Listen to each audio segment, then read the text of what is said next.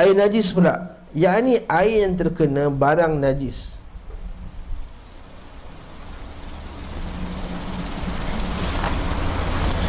Dan ukurannya kurang dari 2 kolah. Ini 2 kolah ni isu ni, kurang dari 2 kolah. Maksudnya kalau ada bekas kurang dari 2 kolah, termasuk najis dalam benda tersebut. Tai kucing lah kata. Kalau berubah ke tak berubah ke air tersebut, air itu juga tetap najis. Itu air 2 kolah, tak 2 kolah. Kalau 2 kolah, 2 kolah besar, 2 kolah ni berapa banyak? Kalau senang cerita dia 270 liter. Sekarang nak kata 290 liter. Dah senang faham tu. 270 liter. Kalau baca kitab fiqh lama, dia sebut 17 tin minyak tanah. Kita minyak tanah pun tak nampak sama sekarang lah. Minyak tanah ni bila bukan 17. Satu tin minyak tanah berapa?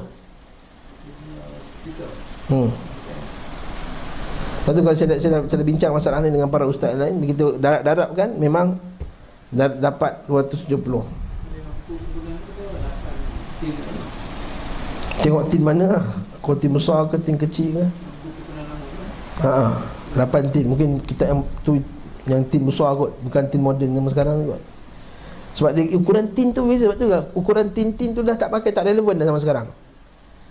Kalau kita baca kitab fiqh lama, dah kata 500 ratol, 500 kati Baghdad. Kati Baghdad lagi memang pakai dah. Kati Baghdad pula tu, kati pun tak pakai, Baghdad ni kati lagi dah zaman sekarang tak pakai dah.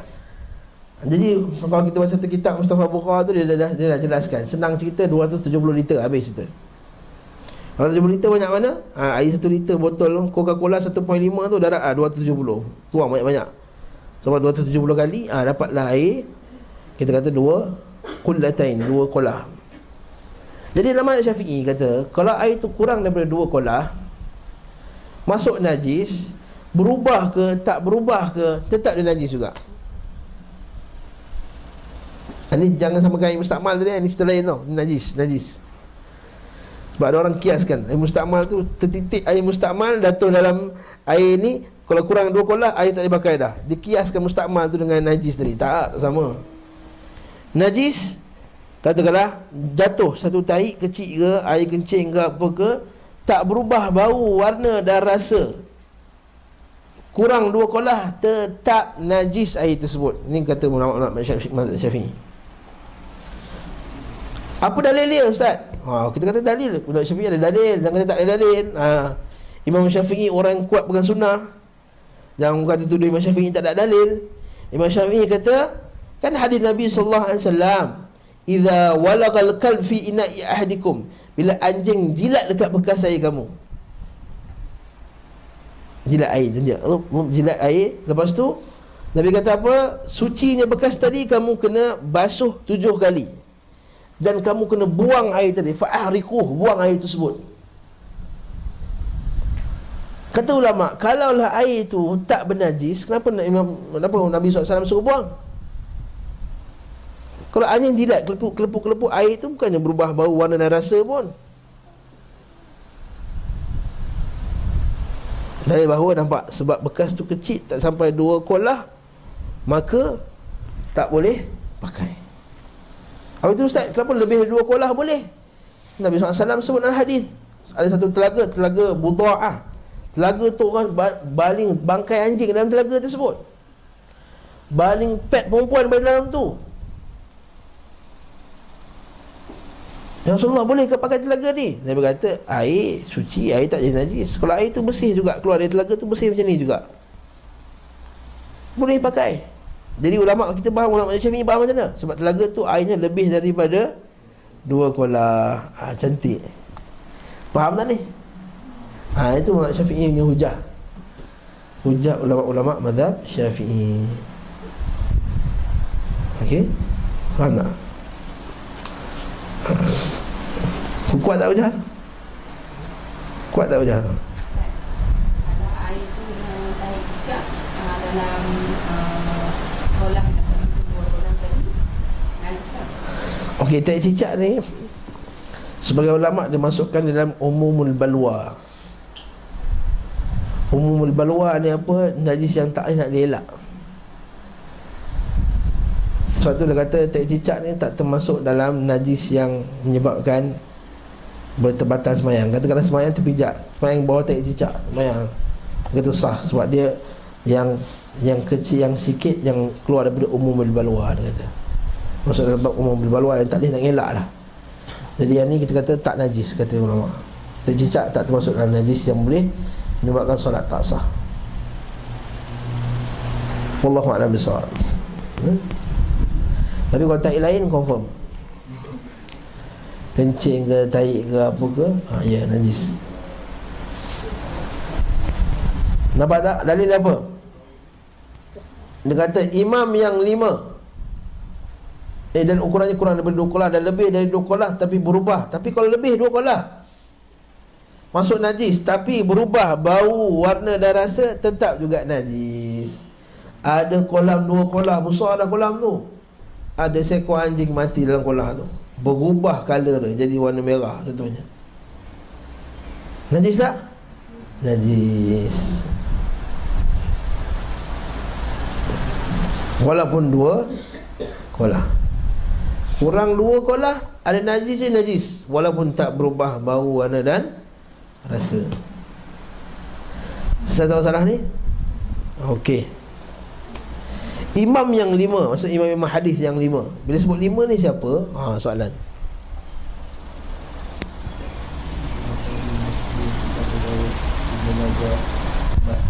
Tak. Bila sebut 5, ma'adal Bukhari wal Muslim, terpelih bila Bukhari dan Muslim. 4 campur 1 Ahmad. Dia sebut 5. Bila kita sebut imam yang 5, kita buang Bukhari dan Muslim, tinggal 4 kan, campur Ahmad ataupun cuma Muwatta'. Saya Ahmad atau Muwatta', salah satu. Ya.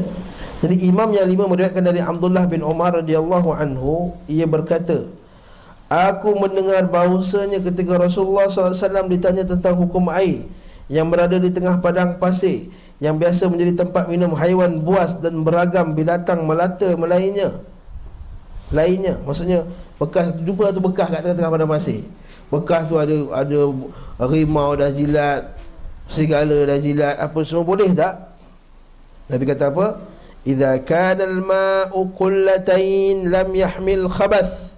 Kalau air itu sampai 2 kolah, dia tak akan dapat menanggung al-khabath. Dan dari Abu Daud, fa innahu la yanjas, sungguhnya dia tidak najis. Nampak? 2 kolah. Betullah hadis ni dipegang oleh jumhur ulama. Hatta Hanafi pun pegang 2 kolah, hatta Hambali pun pegang 2 kolah. Cuma dalam menetapkan 2 kolah itu ada beza pendapat.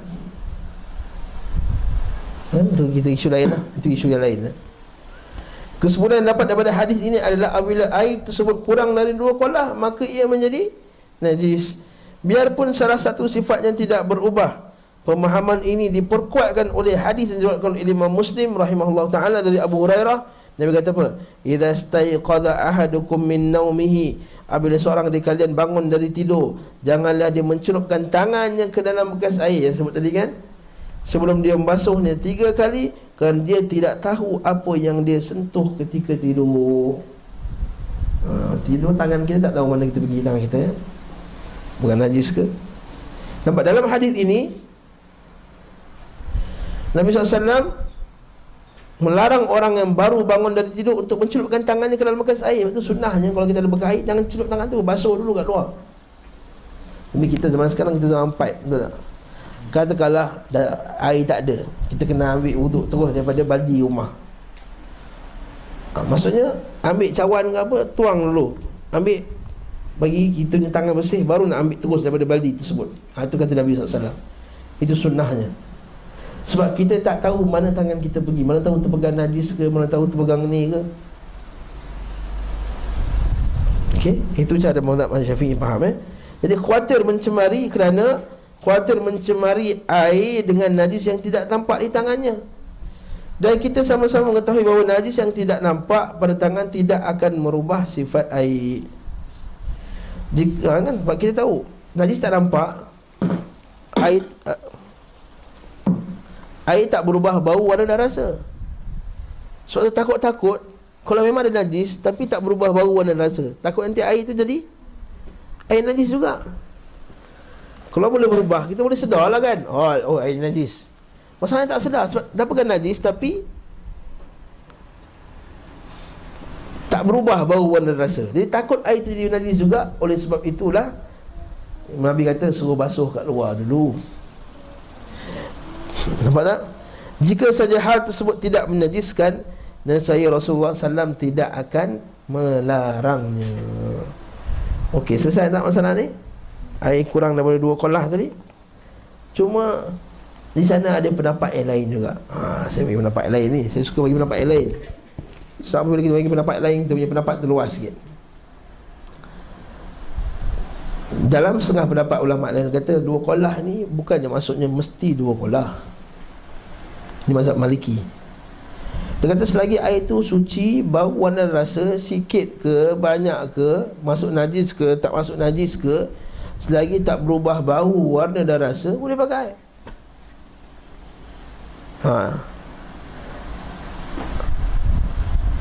Dia kata habis tu, ustaz macam mana dengan hadis ni? Bila air itu 2 kolah, maka dia tidak menanggung najis. Maksudnya bukan kata nak tetapkan mesti 2 kolah baru tak tanggung najis. Maksudnya kata apa? Air ni biasanya kalau besar banyak, najis masuk pun dia tak berubah. Biasanya 2 kolah. Kata itu dia punya hujah.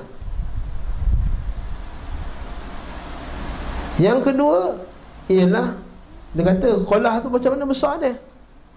Kalau orang awak dipertikaikan kolah tu besar mana.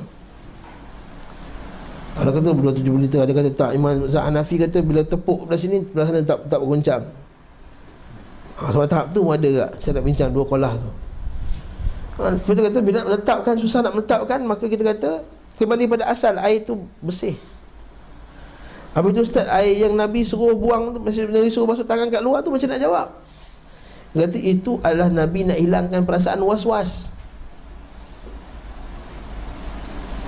Cara Nabi nak hilangkan perasaan was-was. Dan kalau dia celup tangan sekalipun, kata ulama, air itu tak boleh pakai juga kalau selagi tak berubah bau, warna dan rasa. Ini cara dia jawab. Wallahu ta'ala a'lam bissawab. Saya rasa 2 kolah ni lebih kuat dari masalah tu. Kalau najis masuk dalam air 2 kolah, kurang dari 2 kolah, kita tak pakai air itu dah.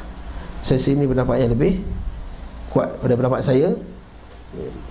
Yang dalam ikut Syafi'i tu pada dalilnya itu lagi kuat. Dan ini pendapat jumhur ulama. Ayat pendapat ini. Wallahu a'lam bissawab. Lagi kemudian pula, adapun dalil yang menerangkan najisnya air yang lebih dari 2 kolah apabila salah satu sifat berubah dengan terkena najis adalah dalil ijma'. Ini kita ijma' ni. Kita Quran, sunnah, dalil kita. Kemudian ijma'. Ijma' ni apa yang telah disepakati oleh para ulama' kita. Maksud tak ada siapa khilaf, tak ada siapa beza pendapat. Semua ulama' kita sepakat dalam masalah tersebut. Dalam kitab Al-Majmu' Ibnu Munzir menunturkan para ulama' sepakat ijma' bahawa air yang sedikit ataupun banyak apabila terkena najis sampai merubah rasa, warna atau baunya, maka air itu menjadi najis.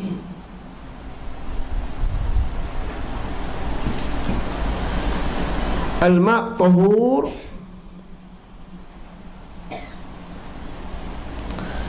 la yunajjisuhu syai' illa ma ghayyara ta'muhu. Air itu suci dan menyucikan, tidak ada yang membuat hukumnya mengubah. Air itu suci dan tidak ada yang mengubah hukumnya menjadi najis kecuali sesuatu yang dapat merubah rasa atau baunya.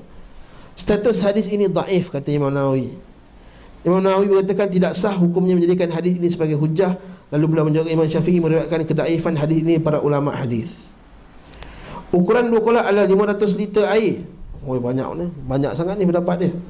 Menurut pendapat yang lebih sahih, lebih kurang sebanyak 190 liter air, atau jika bekas berkubus maka tiap-tiap sisinya berukuran 58 cm. Tadi Ustaz kata 270. Ustaz lain pula ni Ustaz. Sebab tu saya kata ulama berbeza pendapat dalam menetapkan 2 kolah ni. Cuma pendapat yang saya pilih adalah 270 liter. Apa dalilnya? Daripada kitab. Yang lain kita kumpulkan daripada kitab Al-Tadhib, daripada Al-Majmu' apa semua, dengan tekan 270 liter. Jadi nampaknya ada kata 500, ada kata 190 liter air jika bekas berkubus, maka bekasnya 58 cm. Jadi kita kata senang cerita, kita pendapat yang masyhur 270 liter. Wallahu ta'ala a'lam bissawab.